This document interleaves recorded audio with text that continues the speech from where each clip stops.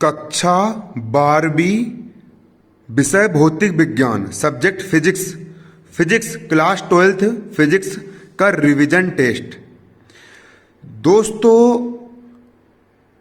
कक्षा 12वीं के फिजिक्स के रिवीजन टेस्ट में पूरे 100% मार्क्स स्कोर करने के लिए ये वीडियो मैं आप लोगों के लिए लेकर के आया हूं। मेरी एक स्टूडेंट है, उससे मैंने कॉपी देखा रिवीजन टेस्ट की, तो उसकी कॉपी में बहुत सारा गलत सलत लिखा हुआ था। मैंने उससे पूछा कि ये कहाँ से लिखा, तो उन्होंने बोले कि हमने यूट्यूब से देख करके लिखे हैं। यूट्यूबर लोग क्या कर रहा है, पैसा कमाने के चक्कर में कुछ भी उठपटांग दे रहा है बच्चे लोग को, और बच्चे लोग वही लिख करके आ जा रहा है और नंबर उनको बिल्कुल भी नहीं मिल पा रहे हैं। मैं बता रहा हूँ, आप लोग जल्दबाजी करने के चक्कर में, तो मैंने सोचा कि क्यों ना मेरा खुद का 12th क्लास में 90% में पिछले 5 साल से कोचिंग पढ़ा रहा हूं, तो क्यों ना मैं आप लोगों के लिए फिजिक्स का बिल्कुल रिवीजन टेस्ट का पूरा फुल सॉल्यूशन लेकर के आऊं, ताकि आप लोग पूरे में से पूरे नंबर ले पाओ। नकल मारने से पहले भी देख लिया करो कि आप नकल किसकी मार रहे हो। हालांकि मेरी राइटिंग थोड़ी सी खराब है, लेकिन मैं टॉपर रह चुका हूं। पूरा फुल A to Z पूरा फुल सॉल्यूशन आप लोगों को मैं दूंगा कक्षा 12वीं फिजिक्स का। और साथ साथ यदि आपको फिजिक्स का पूरा पेपर सोल्व है, चिंता मत करो, नीचे पूरा सोल्व पेपर है ना। और साथ साथ तुम लोग को अगर फिजिक्स पढ़ना भी है, फिजिक्स की daily class 12th physics, class 12th chemistry, class 12th maths, class 12th bio, पूरा का पूरा इस चैनल पर आपको पढ़ाया भी जाएगा। A to Z पढ़ाया जाएगा, दिक्कत की कोई बात नहीं है, पूरा A to Z पढ़ाऊंगा। और देखो, क्लास 12th का जो तुम्हारा वार्षिक पेपर जो होगा तुम लोग का, वो क्लास 12th का जो तुम्हारा वार्षिक पेपर है वो तुम्हारा कैसा होगा, ऑफलाइन होगा। तो क्लास 12th में मैंने फिजिक्स के 100 IMP क्वेश्चन निकाला हूँ। क्लास 12th फिजिक्स के मैंने 100 IMP क्वेश्चन निकाला हूँ। अगर तुमने वो 100 IMP क्वेश्चन याद कर लिए तो क्लास 12th की फिजिक्स में तुमको टॉपर बनने से कोई नहीं रोक पाएगा, है ना। तो देखो, अब हम देखते हैं, है ना, क्लास 12th की फिजिक्स पढ़ेंगे अब, है ना। केमिस्ट्री पढ़ते पूरे पूरे विषय पढ़ाए जाते हैं। बस आप कमेंट करो कि आपको जरूरत किस चीज की, पूरी चीज आपको प्रोवाइड करने के लिए मैं यहाँ पर बैठा हूं। मैंने अपना पूरा जीवन आप बच्चों के लिए समर्पित कर दिया हूं। प्रश्न क्रमांक 1 सही विकल्प चुनकर लिखिए। आ, न्यूनतम आवेश क्या होता है? इलेक्ट्रॉनिक आवेश। एक इलेक्ट्रॉन पर जो आवेश होता है वो कम से कम आवेश की मात्रा होती है, और जितने भी आवेश होते हैं वो सब उसके गुणज के रूप में होते हैं, उसको आवेश का क्वांटीकरण कहते हैं। धातु का परावैद्युतांक कितना होता है? धातु का जो परावैद्युतांक होता है वो अनंत होता है। एक गोलीय चालक की धारिता का सूत्र है, जो धारिता होती है, धारण करने की क्षमता, उसका सूत्र क्या होता है? C बराबर 4πε/r। विद्युत धारिता का ऐसा ही मात्रक क्या होता है? विद्युत धारिता का ऐसा ही मात्रक फेरड होता है। एक तार को खींचकर उसकी लंबाई दुगनी करने पर उसका प्रतिरोध क्या हो जाएगा? उत्तर, तार को खींचकर उसकी लंबाई दुगनी करने पर उसका प्रतिरोध 4 गुना हो जाता है। कितना हो जाता है? 4 गुना हो जाता है। अगला है आपका यहां पर प्रश्न 2, रिक्त स्थान की पूर्ति कीजिए। उत्तर, पहला, मीटर सेतु खालिस्तान के सिद्धांत पर आधारित है। तो व्हीट स्टोन सेतु के सिद्धांत पर ही, व्हीट स्टोन लिखा है, आधा वाह हम बड़ी की मात्रा हीट, व्हीट स्टोन सेतु के सिद्धांत पर क्या होता है? आधारित होता है, जो मीटर सेतु होता है वो। बी, एस तथा आई में संबंध क्या होता है? इसका व्यंजक मैं आपको लोगों को पढ़ाऊंगा, मोस्ट इंपोर्टेंट व्यंजक इसका 4 नंबर में पूछ लेता कभी कभी वार्षिक परीक्षा में, है ना। एमपी बोर्ड का भी ये चैनल है ना, सीबीएसई बोर्ड का नहीं, स्पेशल एमपी बोर्ड के लिए। एमपी बोर्ड हिंदी मीडियम के बच्चे लोगों की कक्षा 12वीं की पूरी फुल तैयारी इस चैनल पर मैं करवाता हूं, है ना। पहले ऑफलाइन कोचिंग पढ़ाता था, ऑफलाइन कोचिंग के तो पूरे रिकॉर्ड तोड़ दिए, ढेर एमपी टॉपर बने हम भी कोचिंग से। अब हम ऑनलाइन कोचिंग में बिल्कुल रिकॉर्ड तोड़ने के लिए आ गए हैं। ध्रुव प्रावल्य का ऐसा ही मात्रक क्या होता है? तो देखो भैया, ध्रुव प्रावल्य का ऐसा ही मात्रक बेबर होता है। क्या होता है? बेबर होता है। तीसरा, 3μF ऊष्मा धारिता के 3 संधारित्र श्रेणी क्रम में जुड़े हैं, तुल्य धारिता क्या होगी इसकी? 1μF होगी। एक फेरेड बराबर क्या होता है? 9 × 10⁻11 स्थित फेरेड। सही जोड़ी बनाइए। पहला, विद्युत ऊर्जा का क्या आएगा? I² RT। आंतरिक ऊर्जा प्रतिरोध इसका आएगा ओम। क्या आएगा इसका? ओम आएगा। तीसरा, विद्युत वाहक बल, कैमरा हल्का से पोंछ रहा हूं मैं, है ना, ताकि और अच्छे से आए आपके लिए ना। देखो, आंतरिक प्रतिरोध, प्रतिरोध का मात्रक होता है ओम। प्रतिरोध, जैसे आप लोग का वजन किलोग्राम में नापा जाता है, उसी प्रकार प्रतिरोध को ओम में नापा जाता है। विद्युत वाहक बल का मात्रक होता है वोल्ट। किलोवाट घंटा विद्युत ऊर्जा, विद्युत सामर्थ्य VI। चौथा, एक वाक्य अथवा एक शब्द में उत्तर लिखिए। एक वाक्य अथवा एक शब्द में उत्तर लिखिए। आ, एक आदर्श वोल्ट मीटर का प्रतिरोध कितना होता है? आदर्श वोल्ट मीटर का प्रतिरोध अनंत होता है। दूसरा, स्व प्रेरकत्व का मात्रक क्या होता है? उत्तर हेनरी होता है। क्या होता है? हेनरी होता है। आवेश के क्वांटीकरण से क्या तात्पर्य है? जैसे कि सबसे छोटी इकाई ईंट होती है और ईंट के जुड़ते जुड़ते से दीवार खड़ी हो जाती है, उसी प्रकार आवेश की सबसे छोटी इकाई होती है एक आवेश। आवेश का क्या होता है? वो गुणज होता है। आवेश का क्वांटीकरण, प्रकृति में आवेश सदैव एक निश्चित मान का पूर्व गुणज होता है। मैं आप लोग को समझाते हुए इसलिए पढ़ा रहा हूँ क्योंकि बेटा ये इससे क्वेश्चन आपकी वार्षिक परीक्षा में निकल करके आते हैं, है ना, इसलिए मैं आप लोग को पढ़ा रहा हूँ। आप लोग अच्छे समझो, है ना। प्रकृति में, और लिखते भी जाओ, प्रकृति में आवेश सदैव एक निश्चित मान का पूर्व गुणज होता है, अर्थात Q बराबर प्लस माइनस एन। चौथा, पृथ्वी का विभव कितना होता है? तो भैया पृथ्वी का जो विभव होता है वो शून्य होता है। किरचॉफ का प्रथम नियम किस नियम पर आधारित है? तो किरचॉफ का जो पहला नियम था ऊर्जा संरक्षण के नियम पर आधारित है। और ऊर्जा संरक्षण का नियम क्या होता है पता है आपको? ऊर्जा को ना तो नष्ट कर सकते हैं और ना ही उत्पन्न कर सकते हैं। ऊर्जा हमेशा निश्चित रहती है ना। ऊर्जा केवल एक रूप से दूसरे रूप में ट्रांसफर कर सकते हैं। ये होता है किरचॉफ का नियम।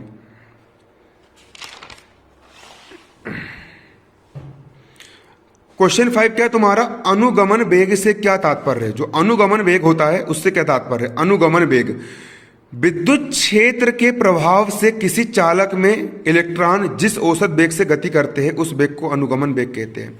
जैसे आप बाइक चलाते हो, आप बाइक में स्पीड से, आपकी एक ना एक स्पीड से बाइक चलती है, उसी प्रकार इलेक्ट्रॉन जिस स्पीड से गति करती है, ये इलेक्ट्रॉन है, ये इलेक्ट्रॉन जितने स्पीड से गति कर रहा है, जिस स्पीड से इलेक्ट्रॉन गति करेगा, इलेक्ट्रॉन की जो स्पीड रहेगी किसके अंदर? तार के अंदर। जो एक वायर होता है, जो क्या होता है? एक वायर होता है। ये एक वायर है। ये क्या है? एक वायर है। कल्पना कर लो कि यहां पर एक वायर है। इस वायर के अंदर इलेक्ट्रॉन जिस स्पीड से गति करेंगे उस गति को अपन क्या बोलेंगे? उस वेग, उस स्पीड को हम क्या बोलते हैं? अनुगमन वेग कहते हैं।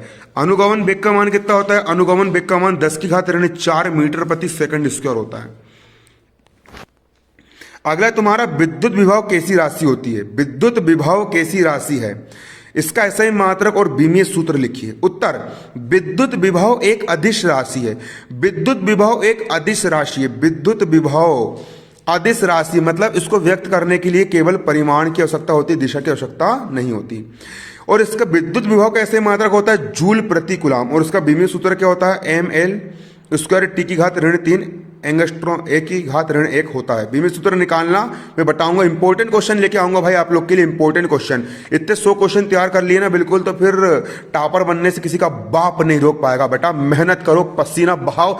12वीं क्लास है, बिल्कुल लैपटॉप स्कूटी मिलना चाहिए। शिवराज मम्मा आ गया, अपना स्कूटी देगा बिल्कुल वो आपको। प्रश्न क्रमांक 7 का अथवा क्वेश्चन के बोल रहा, लेंज का नियम लिखिए। लेंज का नियम क्या होता है? उत्तर, लेंज का नियम, विद्युत चुंबकीय प्रेरण की प्रत्येक अवस्था में प्रेरित धारा की दिशा इस प्रकार होती है कि वह उस कारण का विरोध करती है जिस कारण वह स्वयं उत्पन्न होती है। इस नियम की सहायता से प्रेरित धारा की दिशा ज्ञात की जाती है। विद्युत चुंबकीय प्रेरण की प्रत्येक अवस्था में, विद्युत चुंबकीय प्रेरण क्या होता है?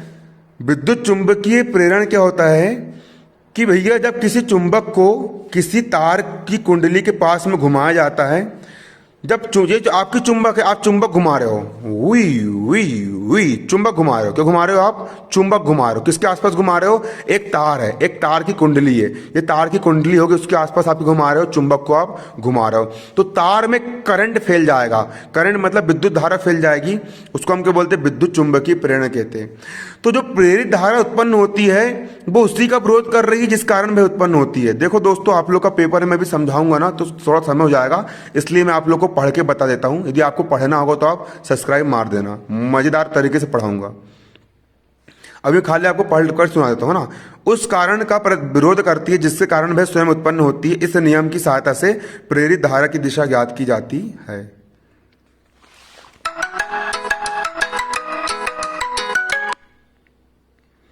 अब अगला क्वेश्चन, प्रश्न 8। कौन सा 8? प्रश्न 8। प्रश्न 8 क्या बोल रहे हैं आपका? फैराडे के विद्युत चुंबकीय प्रेरण के नियम समझाइए। किसके? फैराडे के विद्युत चुंबकीय प्रेरण के नियम को समझाइए। फैराडे के विद्युत चुंबकीय प्रेरण के कौन कौन से नियम है? उत्तर, फैराडे के विद्युत चुंबकीय प्रेरण के 2 नियम है। जब किसी बंद परिपथ से गुजरने वाले चुंबकीय फ्लक्स में परिवर्तन होता है, जब किसी बंद परिपथ से गुजरने वाले चुंबकीय फ्लक्स में परिवर्तन होता है तो परिपथ में एक विद्युत वाहक बल उत्पन्न हो जाता है, जिसके कारण परिपथ में प्रेरित धारा प्रवाहित होने लगती है। ये धारा केवल तब तक बहती है जब तक चुंबकीय फ्लक्स में परिवर्तन होता रहता है। प्रश्न 9 क्या बोल रहा है? सिद्ध कीजिए कि विद्युत द्विध्रुव की निरक्षीय रेखा पर स्थित किसी बिंदु पर विभव शून्य होता है। ये देखिए, आपको इस प्रकार से सबसे पहले एक डायग्राम बनाना है। ठीक, डायग्राम बनाना है ना।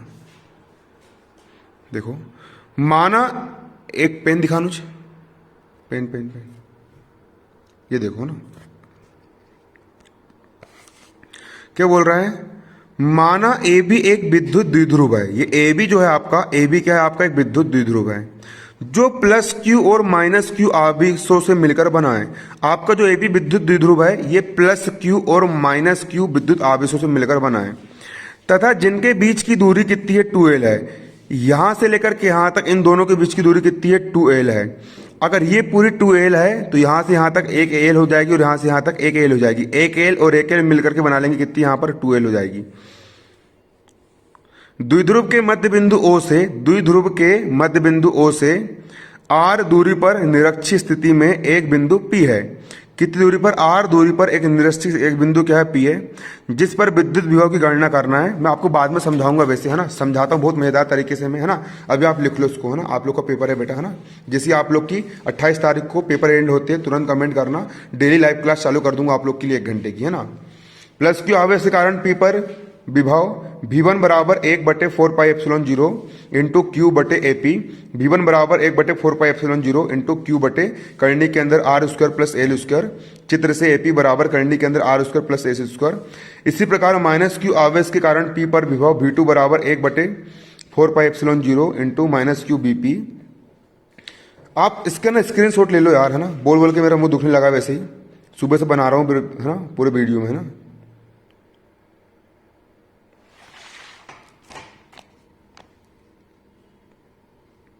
अनुज तू बना, ये ले, 12th क्लास है, जल्दी आ, पकड़ मोबाइल।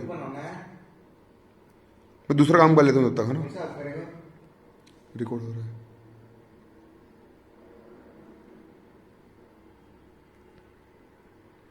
स्क्रीनशॉट ले लो, है ना।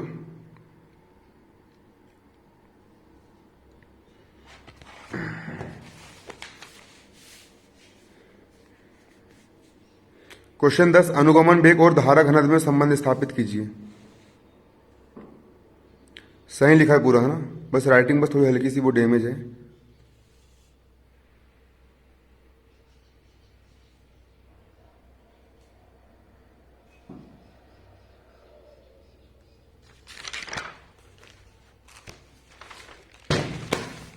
हम जो तुमको मटेरियल देते हैं ना बेटा, लिखा वाला, गाइड में क्या छोटा छोटा सा दिया, गाइड का उत्तर से लिख के आओगे, नंबर नहीं मिलने वाले। यहाँ पर पूरा पूरा बड़ा बना करके देते हैं हम, पूरा पूरा लिखवाते हैं और हस्तलिखित मटेरियल देते हैं।